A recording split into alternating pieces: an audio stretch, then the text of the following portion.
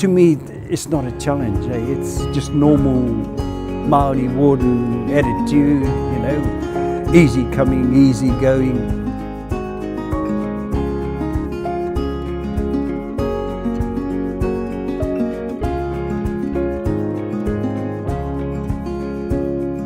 I started 8 years ago in Cannons Creek, and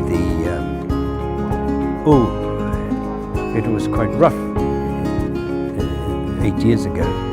It actually took us 2.5 years to get the integrity and the trust of the young ones. And they were quite aggressive in those days, and they took a look at a Māori warden. They want to have a go at you. But I suppose being Ngāti Porou, being brought up with kids from there who are a lot rougher than these kids here, we had that natural ability to talk to them, whether they've gone past that aggression. But it took us 2.5 years, and they got to trust us.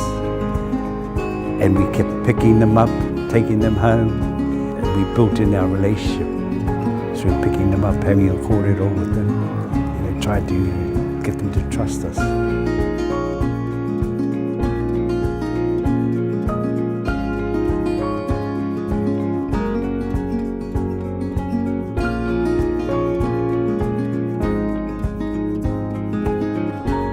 Two simple questions that I always ask, and it always works. Why? No here.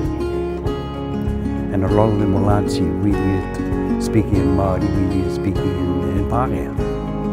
And they'll tell you straight away, once you've got that, you got it.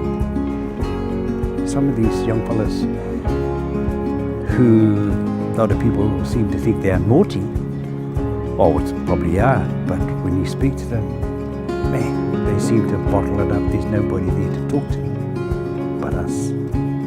If we help them, we try and put them onto another agency who are qualified to handle it. The main thing for us in our job is we listen a lot. And that's one of the ingredients that comes with the common sense is you listen, everything becomes simple.